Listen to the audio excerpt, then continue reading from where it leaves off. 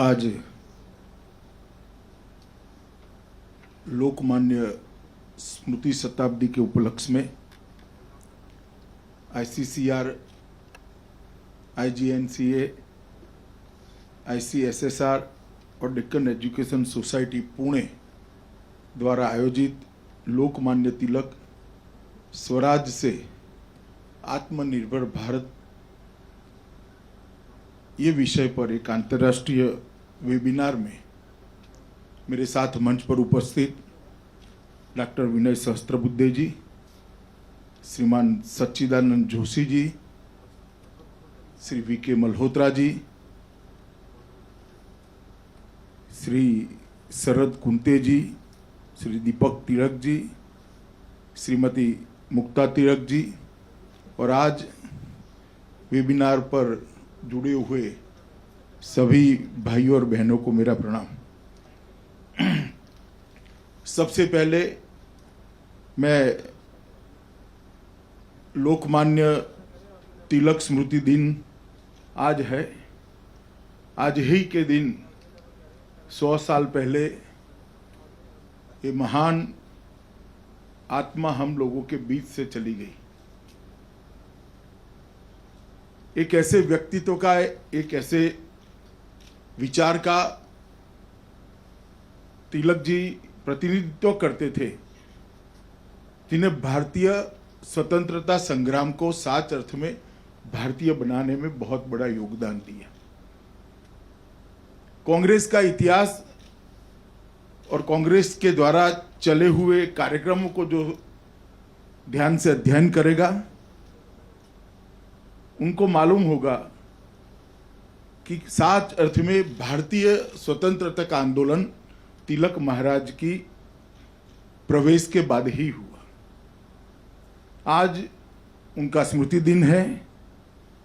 ये महान आत्मा को मैं अपनी ओर से और समग्र देश की ओर से विनम्रतापूर्वक, श्रद्धापूर्वक श्रद्धांजलि देना चाहता हूं और साथ में देश भर के युवाओं को अपील भी करना चाहता हूं कि अगर भारत को जानना है, भारत के स्वतंत्रता संग्राम को जानना है, भारत विश्व में अपना रास्ता कैसे प्रशस्त कर सकता है वो समझना है, हमें गरिमामय इतिहास से उसको साथ में रखते हुए भविष्य को किस तरह से संजोना है, उसका रास्ता समझना है, तो वो जरूर तिलक महाराज के जीवन का अध्ययन करें, उनके भाषणों को पढ़े, तिलक महाराज के कर्तृत्व को पढ़ने का प्रयास करें। यह रास्ता उनको आने वाले दिनों में नरेंद्र मोदी जी ने जो न्यू इंडिया और आत्मनिर्भर भारत की कल्पना दी है, वो कल्पना को चरितार्थ करने के रास्ते पर ले जाएगा। आज जब हम यहां पर खड़े हैं तब तिलक जी को 100 साल समाप्त हो रहे हैं उनकी मृत्यु को, मगर आज भी उनका व्यक्तित्व, उनका काम, उनका विचार और उन्होंने शुरू की हुई परंपरा आज भी इतनी ही रिलेवेंट दिखती है, इतनी ही प्रासंगिक दिखती है जितनी 100 साल पहले थी। यही बताता है कि वो कितने दूरदर्शी नेता थे। भारत को समझने वाला, भारतीय जनमानस को समझने वाला और भारतीय संस्कृति के आधार पर भारत की आजादी की और भारत की विकास की नींव कैसे रखी जा सकती है, उसका दिशा देने वाला एक व्यक्तित्व था और इसलिए आज भी इतने ही प्रासंगिक थे है जितने 100 साल पहले थे।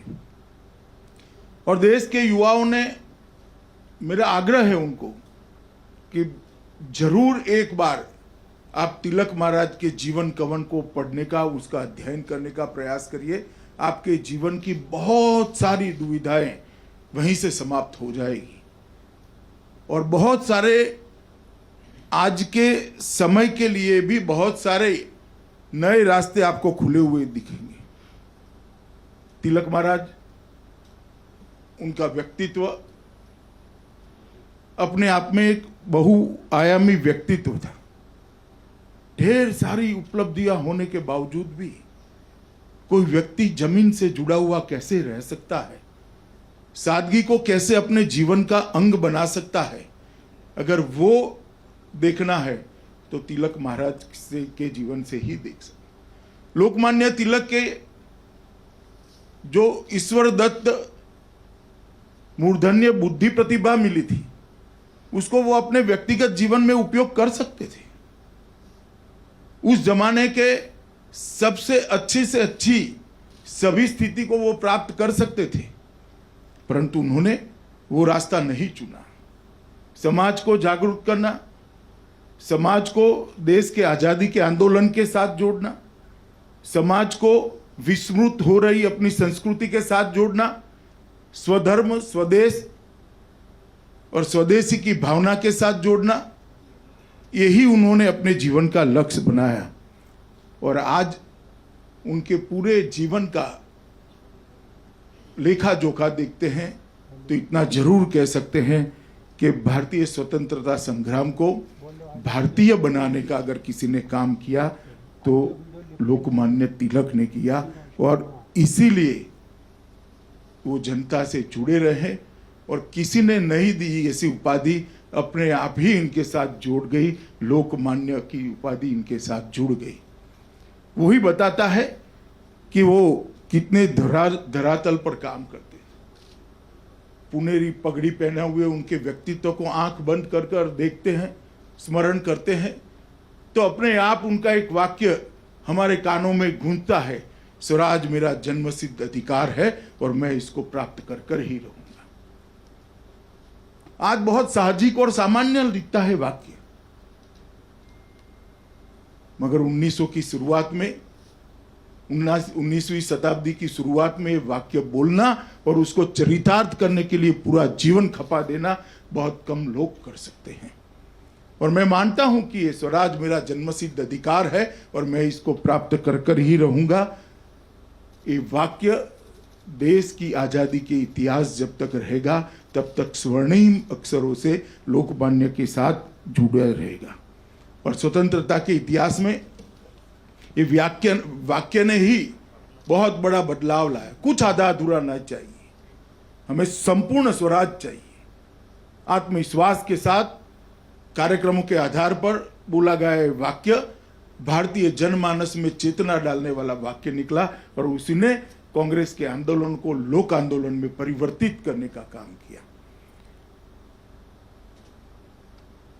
तिलक जी के व्यक्तित्व को देखते हैं तो क्रांतिकारी विचारों के उद्गाता थे, एक स्वतंत्रता सेनानी थे, प्रखर वक्ता थे, मूर्धन्य चिंतक थे, एक दार्शनिक भी थे, सफल पत्रकार और सफल संपादक थे, बहुत बड़े समाज सुधारक भी लोकमान्य तिलक रहे। ये सारे गुणों को अपने अंदर समाहित करते हुए सामान्य व्यक्तित्व जैसा जीवन जीने का विनम्रता भी ईश्वर ने उनको दी थी। इसीलिए गांधी जी, वीर सावरकर, ऐसे कई व्यक्तित्व को जब उसका जीवन का अभ्यास करते हैं तो कहीं ना कहीं हमें ये जरूर मिलता है कि लोकमान्य तिलक के जीवन से ही ये प्रेरणा उनको वहां तक पहुंचाने में सफल हुई। ढेर सारे क्रांतिकारियों को श्यामजी कृष्ण वर्मा के साथ जोड़ना, कांग्रेस के आजादी के आंदोलन को एक सार्थक दिशा देना, ये सारे काम बहुत साहजिकता से लोगों के बीच में रहते रहते उन्होंने करे। बहुत बड़ा जीवन का कालखंड भी, जेल में गया तो भी उनका कर्तृत्व की गति इतनी तेज और द्रुत गति थी कि उनको काम करने से अंग्रेज नहीं रोक पाए। एक और तो वो स्वाधीनता संग्राम का नेतृत्व करते थे, दूसरी ओर गौ हत्या पर प्रतिबंध के आंदोलन को भी जलाते थे। एक और एक सामाजिक उद्देश्य लेकर विवाह की स्त्रियों की उम्र बढ़ाई जाए, इसके लिए जन जागृति फैलाते थे। दूसरी ओर केसरी और मराठी का संपादन कर राष्ट्र भावना को जागरूक करने का काम करते थे। एक और बंग भंग का महाराष्ट्र के आंदोलन का नेतृत्व करते थे, तो दूसरी ओर शिव जयंती और गणपति उत्सव, ये दोनों को उन्होंने लोक आंदोलन में कैसे परिवर्तित किया जा सकता है, इसका भी लोगों के सामने उदाहरण रखा। और वहीं से भारत की आज़ादी के आंदोलन की दिशा और दशा दोनों बदल गई। ये दोनों उत्सवों को उन्होंने लोक उत्सव में परिवर्तित किया। शिवाजी महाराज के स्वराज के संस्कार को, स्वराज के विचार को कुछ बोले बगैर लोगों में पहुंचाने का काम किया। और 200 साल बाद भी वो विचार कितना प्रासंगिक है, इसके बारे में लोगों को करा। एक और केसरी के अंदर ढेर सारे अपनी कलम से लिखे हुए लेखों से उनकी विद्वता झलकती थी, राजनीतिक उद्देश्य भी स्पष्ट होता था और देश को आगे जाने का रास्ता प्रशस्त होता था। दूसरी ओर गीता रहस्य जेल में लिखकर उन्होंने गीता के कर्म योग को व्याख्यायित करने का पहली बार प्रयास किया। आदि शंकर ने गीता के संन्यास भाव को लोगों के सामने प्रमुखता से रखा था और गीता संन्यास भाव के लिए ही व्याख्यायित थी। लोकमान्य तिलक ने गीता रहस्य, गीता की टीका लिखकर उन्होंने गीता के अंदर पड़े हुए कर्मयोग को लोगों के सामने रखने का काम किया और संसार के अंदर काम करने वाले कई लोगों के लिए आज भी ये गीता रहस्य उनके जीवन का मार्ग बनी है। जी, अगर तिलक जी को समझना है तो उनके जीवन का बहुत गहराई से अध्ययन करना पड़ेगा। गांधी जी, वीर सावरकर, श्री अरविंद, मदन मोहन मालवीय, उनके विचारों को पढ़ते हैं और तिलक महाराज के विचारों को पढ़ते हैं तो जरूर मालूम पड़ता है कि चारों विभूतियों पर तिलक महाराज का एक बहुत गहरा असर था और वो अपने आप में एक ऐसा इंस्टीट्यूट थे जिन्होंने भारतीय सोच को दृढ़ीभूत करने का काम किया, भारतीय सोच को आगे बढ़ाने वाले व्यक्तित्वों के निर्माण को प्रेरित करने का काम किया, भारतीय सोच को व्याख्यायित करने का काम किया और भारतीय सोच को व्यवहारू बनाने का भी काम किया। और इसी के कारण पूरा स्वतंत्रता संग्राम भारतीय बना, भारत के लोगों का स्वतंत्रता संग्राम बना। भारतीय स्वतंत्रता संग्राम में भारतीय चिंतन, भारतीय इतिहास, भारत की संस्कृति, भारत का गौरव और भारत की भाषाएं, उसको प्रमुखता से जोड़ने का काम उन्होंने किया। विनय जी कहते थे, अभी विनय जी ने बताया, मैं अगर सच समझा हूँ तो उन्होंने बताया कि गणेश उत्सव और शिव जयंती का उपयोग उन्होंने स्वतंत्रता आंदोलन को बढ़ाने के लिए किया। मगर मैं यहाँ तिलक जी का एक कोट पढ़ना चाहता हूँ। सच्चा राष्ट्रवाद पुरानी नींव पर ही निर्माण हो सकता है। जो सुधार पुरातन के प्रति असम्मान की भावना पर आधारित है, वो सच्चा राष्ट्रवाद रचनात्मक कार्य नहीं समझ सकता। हम अपनी संस्थाओं को ब्रिटिश ढांचे में न डालें, ये सुधार नहीं है। सामाजिक तथा राजनीतिक सुधार के नाम पर हम उसका अराष्ट्रीयकरण नहीं करना चाहिए।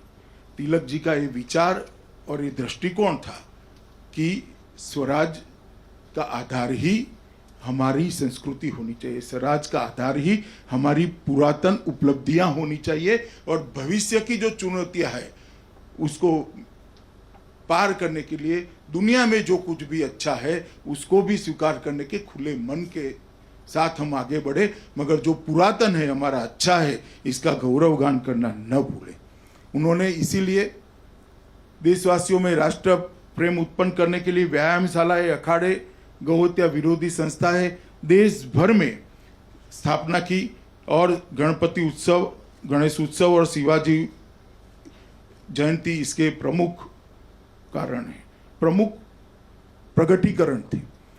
आज जब हम यहाँ पर तिलक जी के व्यक्तित्व के बारे में सोचने के लिए, विचारने के लिए, उसमें से कुछ ग्रहण करने के लिए इकट्ठा हुए हैं, तब हमें ये समझना होगा कि वो भारतीय संस्कृति के अप्रतिम योद्धा थे और बंगाल विभाजन से पूरे देश में जो आक्रोश की लहर उठी उसका नेतृत्व भी तिलक महाराज के पास आया।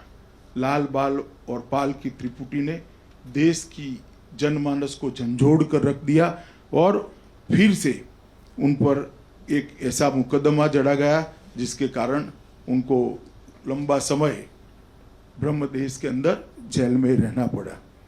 तिलक महाराज के लिए राष्ट्रकवि रामधारी सिंह दिनकर कहते हैं, उन्होंने जो ब्रह्मदेश में गीता रहस्य लिखा, इसके लिए उन्होंने कहा, श्रीमद् भगवत गीता एक बार तो श्री कृष्ण के मुख से कही गई और हम जैसे लोगों के लिए भगवत गीता दूसरी बार उसका सच्चा आख्यान लोकमान्य तिलक ने हमारे सामने रखने का काम किया। दिनकर जैसी विभूति ने गीता रहस्य को जो आगे बढ़ाने का काम किया है, उसी से हमें मालूम पड़ता है कि इन्होंने कितना बड़ा काम किया था।